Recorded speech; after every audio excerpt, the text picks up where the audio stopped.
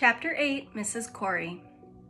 2 pounds of sausages, best pork, said Mary Poppins, and at once, please, we're in a hurry. The butcher, who wore a large blue and white striped apron, was a fat and friendly man. He was also large and red, and rather like one of his own sausages. He leant upon his chopping block and gazed admiringly at Mary Poppins. Then he winked pleasantly at Jane and Michael. "In a hurry," he said to Mary Poppins. "Well, that's a pity. I'd hoped you'd drop in for a bit of a chat. We butchers, you know, like a bit of company. And we don't often get the chance of talking to a nice, handsome young lady like you." He broke off suddenly, for he had caught sight of Mary Poppins's face.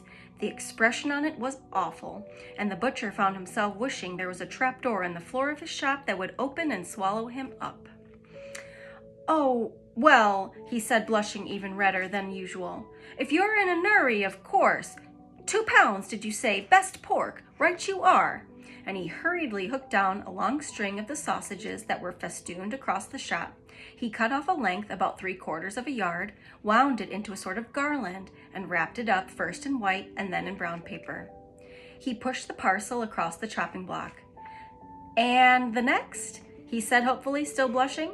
"There will be no next," said Mary Poppins with a haughty sniff, and she took the sausages and turned the perambulator round very quickly and wheeled it out of the shop in such a way that the butcher knew he had mortally offended her. But she glanced at the window as she went so that she could see how her new shoes looked reflected in it. They were bright brown kid with two buttons, very smart. Jane and Michael trilled after her, wondering when she would have come to the end of her shopping list, but, because of the look on her face, not daring to ask. Mary Poppins gazed up and down the street as if in deep thought, and then, suddenly making up her mind, snapped, "Fishmonger," and turned the perambulator in the shop next to the butcher's. "1 Dover sole, 1.5 pounds of halibut, pint of prawns, and a lobster," said Mary Poppins, talking so quickly that only somebody used to taking such orders could possibly have understood her. The fishmonger, unlike the butcher, was a long, thin man, so thin that he seemed to have no front to him, but only 2 sides. And he looked so sad that you felt he had either just been weeping or was just going to. Jane said that that was due to some secret sorrow that had haunted him since his youth, and Michael thought that the fishmonger's mother must have fed him entirely on bread and water when he was a baby, and that he had never forgotten it. "Anything else?" said the fishmonger hopelessly, in a voice that suggested he was quite sure there wouldn't be. "Not today," said Mary Poppins. The fishmonger shook his head sadly and did not look at all surprised. He had known all along there would be nothing else. Sniffing gently, he tied up the parcel and dropped it into the perambulator. "Bad weather," he observed, wiping his eye with his hand. "Don't believe we're going to get any summer at all. Not that we ever did, of course. You don't look too blooming," he said to Mary Poppins, "but then nobody does." Mary Poppins tossed her head. "Speak for yourself," she said crossly, and flounced to the door, pushing the perambulator so fiercely that it bumped into a bag of oysters. "The idea," Jane and Michael heard her say as she glanced down at her shoes, "not looking too blooming in her new brown kid shoes with 2 buttons. The idea!" That was what they heard her thinking. Outside on the pavement, she paused, looking at her list and taking off what she had bought.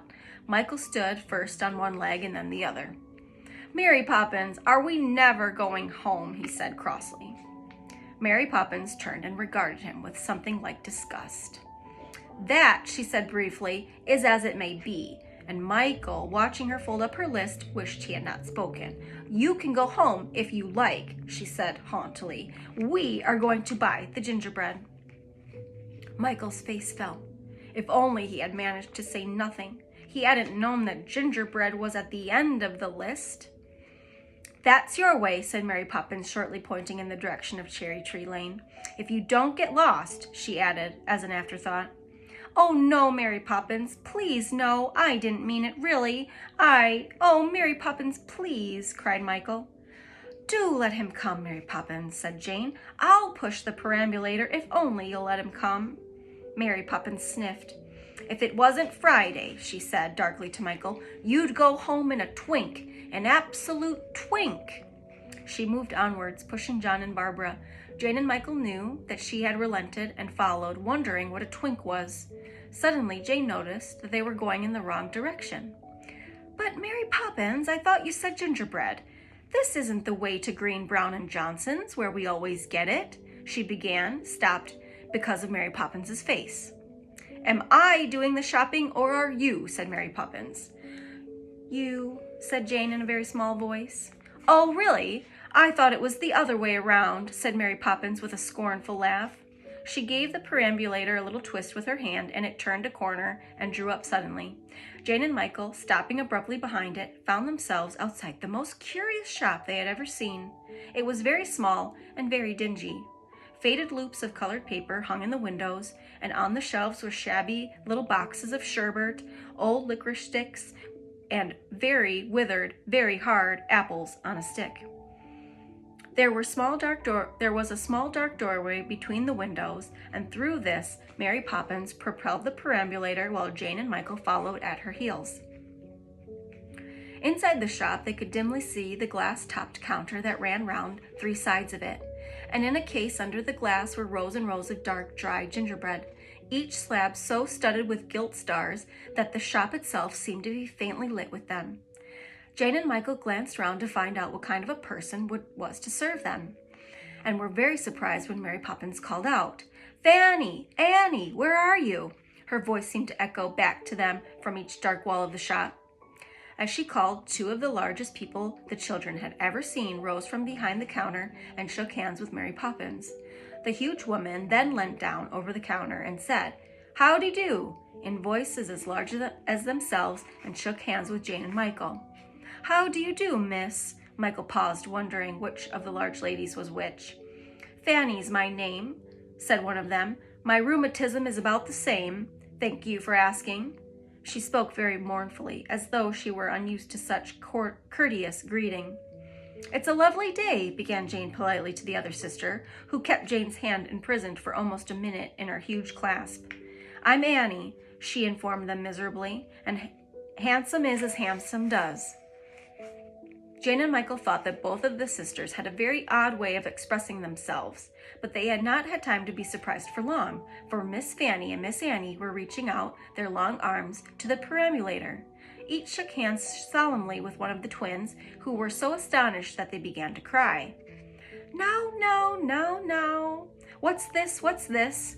A high, thin, crackling little voice came from the back of the shop. At the sound of it, the expression on the faces of Miss Fanny and Miss Annie, sad before, became even sadder. They seemed frightened and ill at ease, and somehow Jane and Michael realized that the 2 huge sisters were wishing that they were much smaller and less conspicuous. "What's all this I hear?" cried the curious high little voice, coming nearer, and presently round the corner of the glass case the owner of it appeared. She was as small as her voice, and as crackly, and to the children she seemed to be older than anything in the world, with her wispy hair and her stick-like legs and her wizened, wrinkled little face. But in spite of this she ran towards them as lightly and as gaily as though she were still a young girl. "Now, now, now, well, I do declare, bless me if it isn't Mary Poppins with Jane and Barbara Banks. What, Jane and Michael too? Well, isn't this a nice surprise for me? I assure you I haven't been so surprised since Christopher Columbus discovered America. Truly I haven't." She smiled delightedly as she came to greet them, and her feet made little dancing movements inside the tiny elastic-sided boots. She ran to the perambulator and rocked it gently, crooking her thin, twisted old fingers at John and Barbara until they stopped crying and began to laugh. "That's better," she said, cackling gaily. Then she did a very odd thing. She broke off 2 of her fingers and gave one each to John and Barbara. And the oddest part of it was that in the space left by the broken off fingers, 2 new ones grew at once. Jane and Michael clearly saw it happen. "Only barley sugar, can't possibly hurt 'em," the old lady said to Mary Poppins. "Anything you give them, Mrs. Corey, could only do them good," said Mary Poppins with most surprising courtesy. "What a pity," Michael couldn't stop saying, "they weren't peppermint bars." "Well, they are sometimes," said Mrs. Corey gleefully, "and very good they taste, too. I often nibble 'em myself if I can't sleep at night. Splendid for the digestion." What will they be next time? Asked Jane, looking at Mrs. Corey's fingers with interest. Ah, said Mrs. Corey, that's just the question. I never know from day to day what they will be. I take the chance, my dear, as I heard William the Conqueror say to his mother when she advised him not to go conquering England. You must be very old, said Jane, sighing enviously, and wondering if she would ever be able to remember what Mrs. Corey remembered. Mrs. Corey flung back her wispy little head and shrieked with laughter. Old, she said. Why, I'm quite a chicken compared to my grandmother. Now there's an old woman, if you like. Still, I go back a good way. I remember the time when they were making this world anyway, and I was well out of my teens then. My goodness, that was a to-do, I can tell you. She broke off suddenly, screwing up her little eyes at the children. But, my dearie, here I am running on, and you not being served. I suppose, my dear, she turned to Mary Poppins, whom she appeared to know very well, I suppose you've come for some gingerbread. That's right, Mrs. Corey, said Mary Poppins politely. Good. Have Fanny and Annie given you any? She looked at Jane and Michael as she said this. Jane shook her head. Two hushed voices came from behind the counter. No, Mother, said Miss Fanny meekly. We were just going to, Mother, began Miss Annie in a frightened whisper. At that, Mrs. Corey drew herself up to her full height and regarded her gigantic daughters furiously. Then she said in a soft, fierce, terrifying voice, Just going to? Oh, indeed, that is very interesting. And whom, may I ask, Annie, gave you permission to give away my gingerbread? Nobody, Mother, and I didn't give it away. I only thought. You only thought? That is very kind of you, but I will thank you not to think. I can do all the thinking that is necessary here. And Mrs. Corey, in her soft, terrible voice, then burst into a harsh cackle of laughter.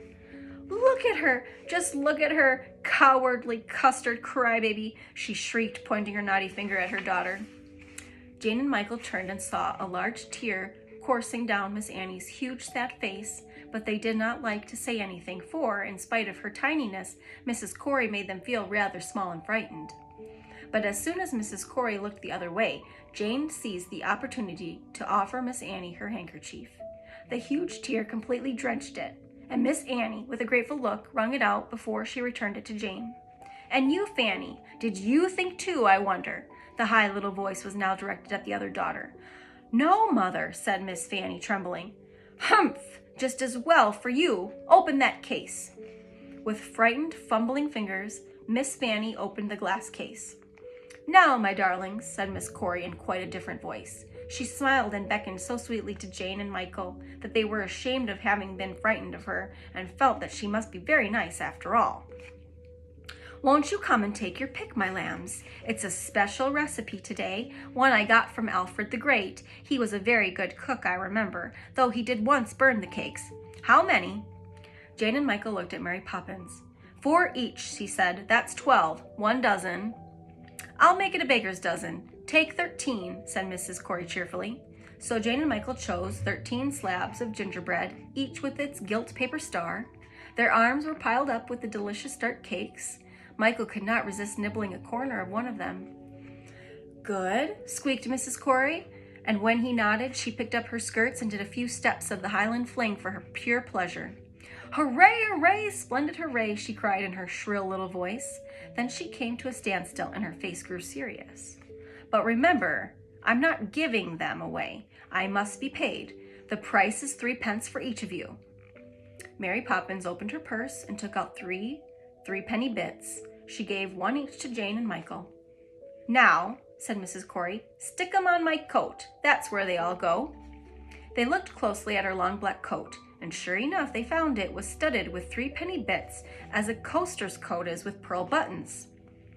Come along, stick 'em on, repeated Mrs. Corey, rubbing her hands with pleasant expectation. You'll find they won't drop off. Mary Poppins stepped forward and pressed her 3-penny bit against the collar of Mrs. Corey's coat. To the surprise of Jane and Michael, it stuck. Then they put theirs on. Jane's on the right shoulder and Michael's on the front hem. Theirs stuck too. How very extraordinary, said Jane. Not at all, my dear, said Mrs. Corey, chuckling, or rather, not so extraordinary as other things I could mention, and she winked largely at Mary Poppins. I'm afraid we must be off now, Mrs. Corey, said Mary Poppins. There is baked custard for lunch, and I must be home in time to make it. That Mrs. Brill— A poor cook? Inquired Mrs. Corey interruptedly. Poor, said Mary Poppins contemptuously. That's not the word. Ah, Mrs. Corey put her finger alongside her nose and looked very wise. Then she said, Well, my dear Miss Poppins, it has been a very pleasant visit, and I am sure my girls have enjoyed it as much as I have. She nodded in the direction of her two large, mournful daughters. And you'll come again soon, won't you, with Jane and Michael and the babies? Now, are you sure you can carry the gingerbread? She continued, turning to Michael and Jane. They nodded. Mrs. Corey drew closer to them with a curious, important, inquisitive look on her face. I wonder, she said dreamily, what you will do with the paper stars. Oh, we'll keep them, said Jane. We always do. Ah, you keep them, and I wonder where you keep them. Mrs. Corey's eyes were half closed, and she looked more inquisitive than ever. Well, Jane began, mine are all under my handkerchiefs in the top left-hand drawer, and mine are in a shoebox in the bottom of the wardrobe, said Michael. Top left-hand drawer and a shoebox in the wardrobe, said Mrs. Corey thoughtfully, as though she were committing the words to memory. Then she gave Mary Poppins a long look and nodded her head slightly. Mary Poppins nodded slightly in return. It seemed as if some secret had passed between them. Well, said Mrs. Corey brightly, that is very interesting. You don't know how glad I am to know you keep your stars. I shall remember that. You see, I remember everything, even what Guy Fawkes had for dinner every second Sunday. And now goodbye. Come again soon. Come again soon. Mrs. Corey's voice seemed to be growing fainter and fading away, and presently, without being quite aware of what had happened, Jane and Michael found themselves on the pavement, walking behind Mary Poppins, who was again examining her list. They turned and looked behind them. Why, Jane, said Michael with surprise, it's not there. So I see, said Jane, staring and staring. And they were right. The shop was not there. It had entirely disappeared. How odd, said Jane. Isn't it, said Michael, but the gingerbread is very good. And they were so busy biting their gingerbread into different shapes, a man, a flower, a teapot, that they quite forgot how very odd it was. They remembered it again at night, however, when the lights were out and they were both supposed to be sound asleep. Jane, Jane, whispered Michael, I hear someone tiptoeing in the stairs. Listen. Shh, hissed Jane from her bed, for she too had heard the footsteps. Presently the door opened with a little click, and somebody came into the room. It was Mary Poppins, dressed in hat and coat, all ready to go out. She moved about the room softly, with quick, secret movements. Jane and Michael watched her through half-closed eyes without stirring. First she went to the chest of drawers, opening a drawer and shut it again after a moment. Then, on tiptoe, she went to the wardrobe, opened it, bent down, and put something in or took something out. They couldn't tell which. Snap! The wardrobe door shut quickly, and Mary Poppins hurried from the room. Michael sat up in bed. What was she doing? He said to Jane in a loud whisper. I don't know. Perhaps she'd forgotten her gloves or her shoes, or— Jane broke off suddenly. Michael, listen!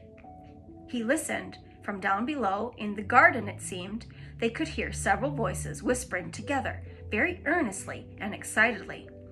With a quick movement, Jane got out of bed and beckoned Michael. They crept on bare feet to the window and looked down. There, outside in the lane, stood a tiny form and two gigantic figures. Mrs. Corey and Miss Fanny and Miss Annie, said Jane in a whisper. And so indeed it was. It was a curious group. Mrs. Corey was looking through the bars of the gate of number 17. Miss Fanny had two long ladders balanced on one huge shoulder, while Miss Annie appeared to be carrying in one hand a large pail of something that looked like glue, and in the other an enormous paintbrush.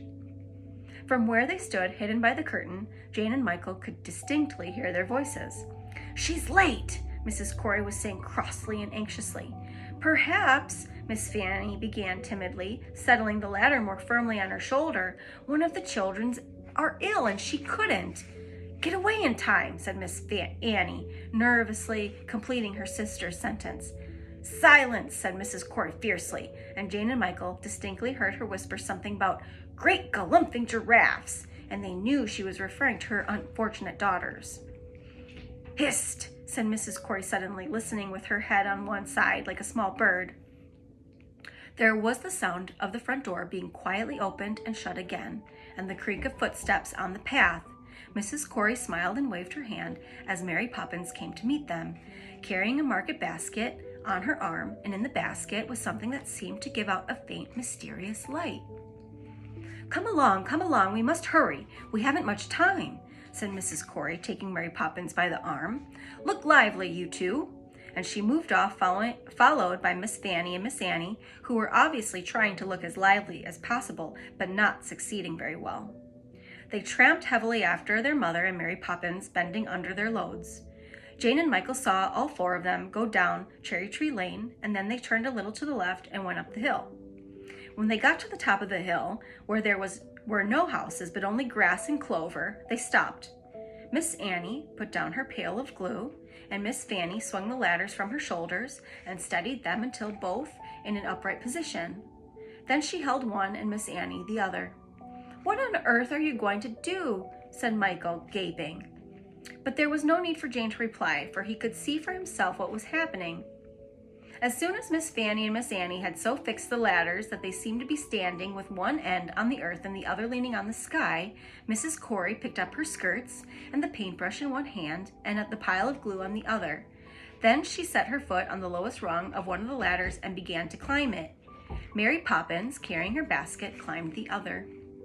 Then Jane and Michael saw a most amazing sight.